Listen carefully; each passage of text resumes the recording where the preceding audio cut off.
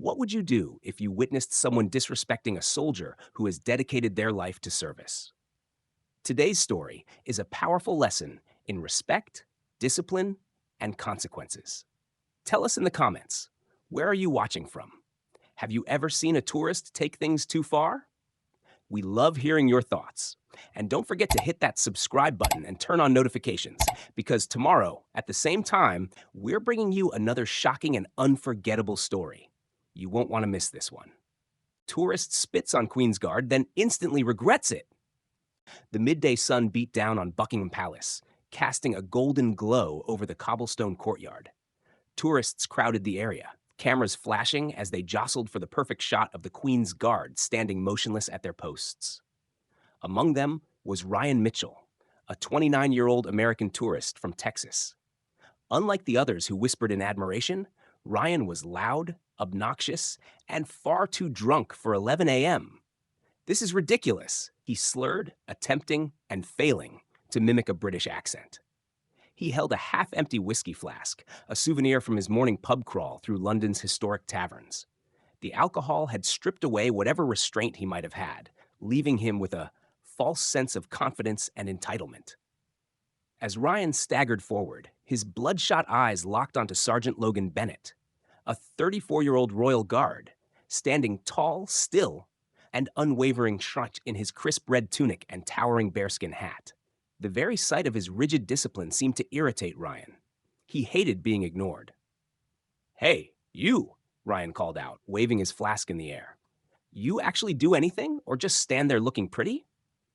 The surrounding tourists shifted uncomfortably, some backing away, sensing trouble. But the guard didn't flinch. He had been trained for this, to withstand the taunts, the disrespect, and the ignorance of people who saw his post as nothing more than a photo opportunity. Ryan's frustration grew. He stepped even closer, breaching the invisible barrier of respect that most people instinctively understood. He swayed slightly, the whiskey dulling his balance. "What's with the stupid hat?" he sneered, pointing at the bearskin cap. "You look ridiculous." A palace security officer noticed the escalating situation and began pushing through the crowd, but he was still too far away when Ryan made his biggest mistake. With a drunken smirk, Ryan leaned in, and before anyone could stop him, he spat directly in the guard's face. The crowd gasped in horror. Parents shielded their children's eyes. Time seemed to freeze. The saliva glistened under the sun, sliding down the side of Sergeant Bennett's cheek. A blatant insult not just to the man, but to the institution he represented. For a brief second, everything was silent. Then, with explosive speed, the guard's stance shifted. His rifle moved with precision, the barrel catching Ryan under the chin, forcing him backward. The once laughing tourist suddenly wasn't laughing anymore. As Ryan stumbled, a boot swept his legs out from under him. He hit the cobblestones hard, the breath knocked from his lungs. "Make way!" the guard commanded, his voice booming with military authority. Before Ryan could react, other guards converged, moving with the efficiency of trained soldiers. In mere seconds, Ryan found himself face down on the pavement, arms pinned behind his back. The crowd stood in stunned silence. Just moments ago, they had been tourists enjoying a ceremony. Now, they had witnessed a lesson in discipline, respect, and the unforgiving consequences of arrogance. Ryan Mitchell lay face down on the cold cobblestone, his breath coming in short, ragged gasps. His whiskey-fueled confidence had vanished, replaced by sharp pain and pure panic.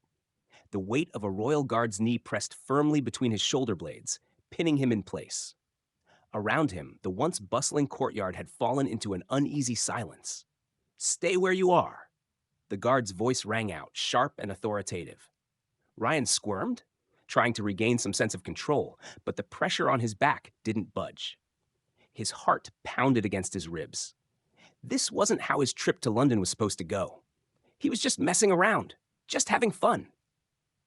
But as he glanced around, searching for an ally in the crowd, all he saw were disapproving faces. Phones were still recording. His stunt had turned into something much bigger than he'd anticipated. A pair of black boots stepped into view. He tilted his head up just enough to see a palace security officer towering over him. hand resting on his belt where his radio sat clipped. The officer's expression was unreadable, but his voice carried the weight of someone who had seen this type of stupidity before. "You just assaulted a member of Her Majesty's Armed Forces," he said, his tone almost bored, as if Ryan wasn't the first drunk tourist to cross the line. "But maybe the dumbest." Ryan's stomach twisted. The word assault sounded serious. Too serious. Wait, Ryan stammered, trying to regain control of the situation. "It was just a joke, man. I didn't mean anything by it." The officer didn't even blink. Drunk or not, spitting on a Queen's Guard isn't a joke. It's a criminal offense. Ryan's head swam. This wasn't happening. He was an American, a tourist. They'd probably just fine him and let him go, right? But then he heard the distinct crackle of a police radio. "Control, we've got an American male in custody," the officer reported. "Charges pending for assaulting a service member on duty." Ryan's eyes widened. "Custody? Charges? No, hold on," Ryan said quickly, his voice shaking now. "I can pay a fine. Whatever it is, I'll pay it. I didn't know." The officer didn't even acknowledge his pathetic attempt to bargain. Instead, he nodded to the guards, who released their grip only for a new set of hands to yank Ryan up by his arms and shove him against the palace gates. Cold metal cuffs snapped around his wrists. The crowd gasped again, but no one stepped forward to help. They just kept recording. Ryan felt his face burn with humiliation. Just last night, he'd been partying in high-end clubs, flashing his father's credit card without a care in the world. Now, he was being hauled away like a common criminal. As he was dragged toward a waiting police car, the last thing he saw was Sergeant Logan Bennett, his face completely blank, the dried spit still on his cheek. The guard had already returned to his post as if Ryan had never existed. And that's when it truly hit him. This was no game. This was real, and he was in serious trouble. The cold steel bars of the holding cell were a far cry from the luxury hotel suite Ryan Mitchell had woken up in just that morning. The faint smell of bleach and sweat clung to the air, a harsh reminder that he wasn't going anywhere anytime soon.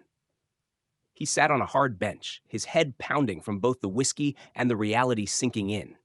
This was not just a misunderstanding. Outside, the steady clicking of a keyboard filled the precinct.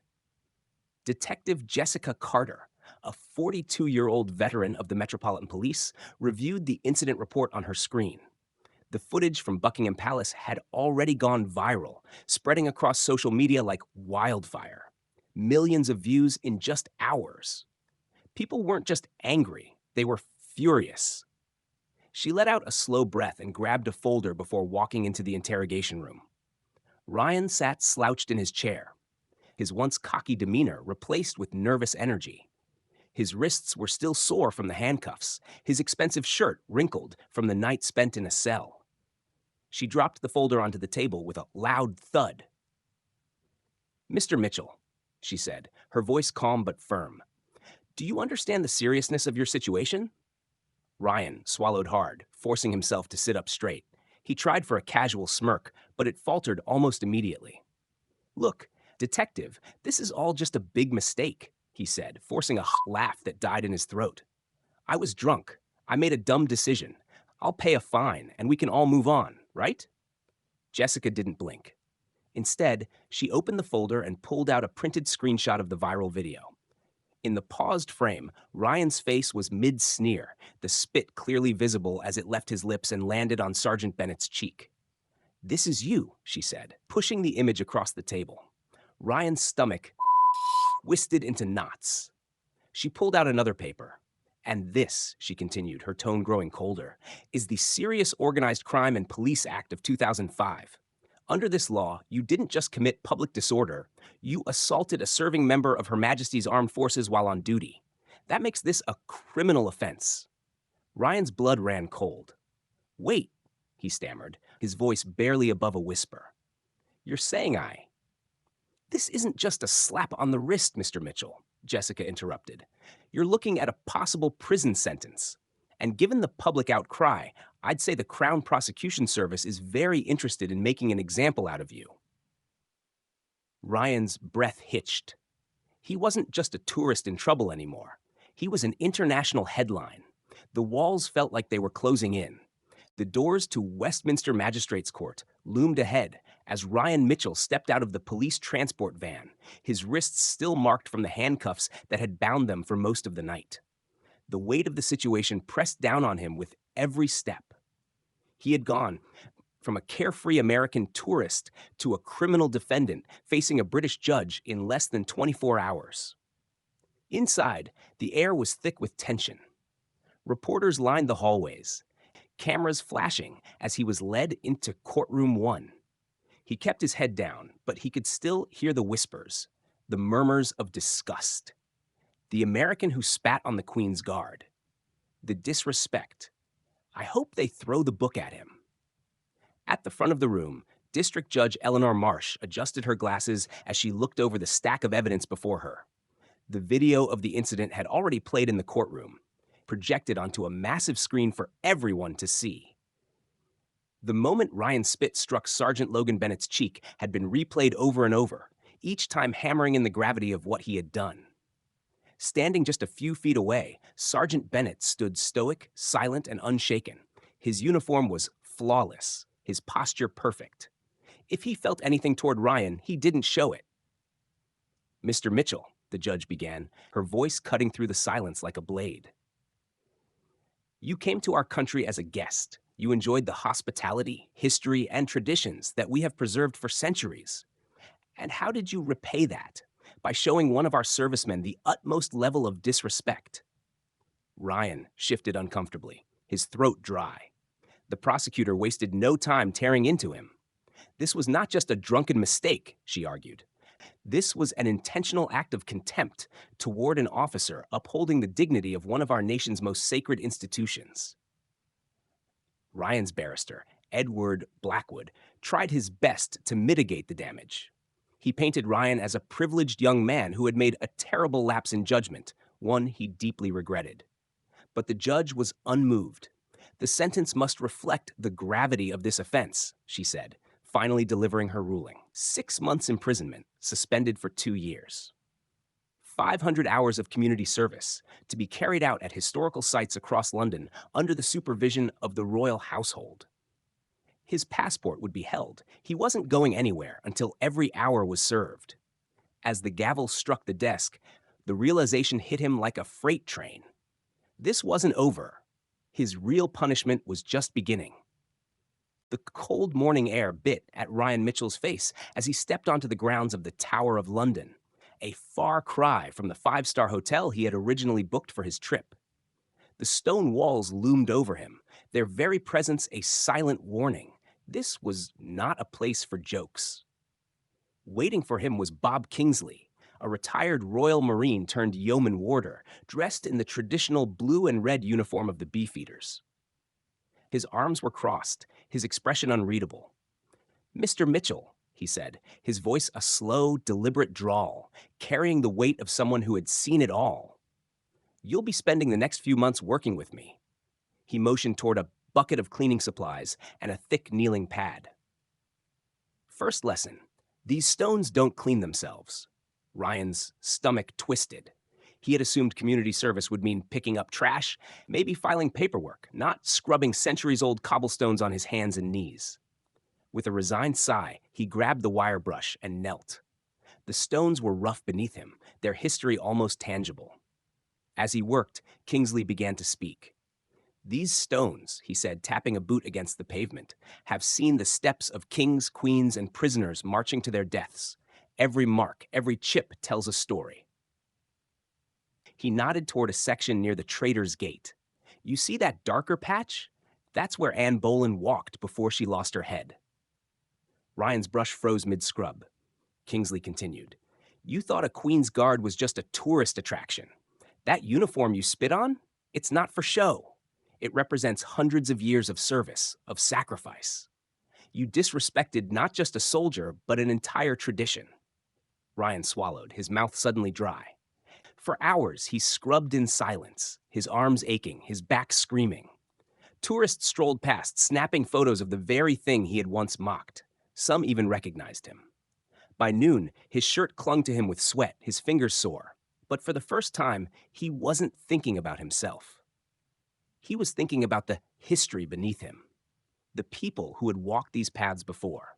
As the sun dipped low, Kingsley tossed him a bottle of water. Tomorrow, we clean the guard's parade ground. He gave Ryan a long look. And maybe then you'll start to understand why those men stand so still. Ryan nodded, not because he had to, but because he was starting to understand. What would you have done in Ryan's situation? Imagine standing before a royal guard, thinking they're just a ceremonial figure, only to realize too late that you've insulted a soldier with real combat experience, a symbol of centuries-old tradition. Do you think Ryan's punishment fit the crime? Should he have faced harsher consequences? Or do you think his sentence of 500 hours of community service at historical sites was the perfect way to teach him respect? Let us know in the comments. Do you believe traditions like the Queen's Guard should be taken more seriously, or are they just relics of the past? Have you ever witnessed a tourist cross the line with a guard or a military figure? And if this story made you think, hit that like button and share it with someone who needs to hear it. Don't forget to subscribe and turn on notifications. We've got another powerful story coming tomorrow at this exact time, and you won't want to miss it. Until then, tell us, have you ever had a moment that completely changed your perspective on respect and tradition? We'd love to hear your thoughts.